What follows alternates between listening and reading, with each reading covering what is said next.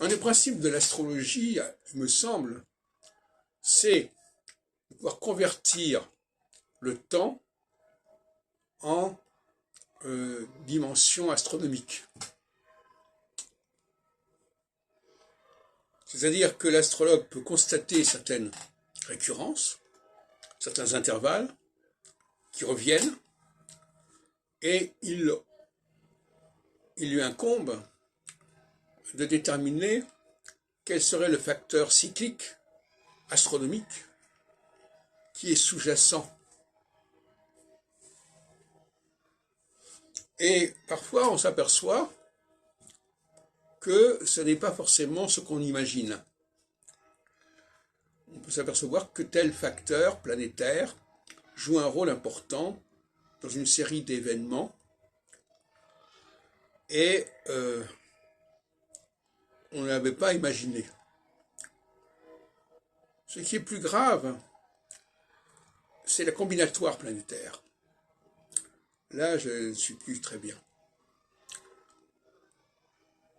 Quand on explique un événement par une combinatoire de cycles planétaires, là, je crois qu'on dépasse les bornes.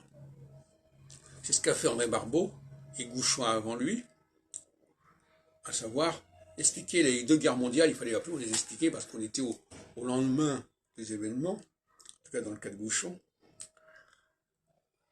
Et alors pour l'expliquer, il a trouvé le moyen de dire « Ah oui, c'est curieux, il y a des conjonctions, il y a plus de conjonctions pendant ces périodes-là que pendant les autres périodes. »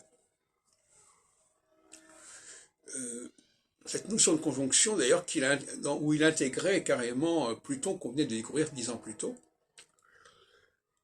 Qu'est-ce que ça veut dire? On peut se poser la question. D'autant plus que la récurrence ici est difficile.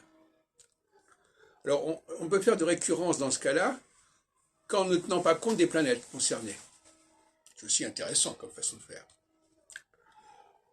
Et c'est pour ça que Barbeau, dans son indice cyclique, ne tient absolument pas compte de la nature de la planète. Que ce soit Jupiter, Saturne, Pluton, Uranus, on s'en fout. Du moment qu'il y a une conjonction, il y a un certain nombre de conjonctions, point final. De la même façon qu'on se fout de savoir dans quel signe zodiacal ça se trouve, dans quel cadran saisonnier ça se trouve, ça n'a aucune importance. À partir du moment où on fait abstraction du nom des planètes et du nom des signes où se trouvent les planètes, à un moment donné, est-ce qu'on fait encore de l'astrologie sérieusement? La question qui se pose.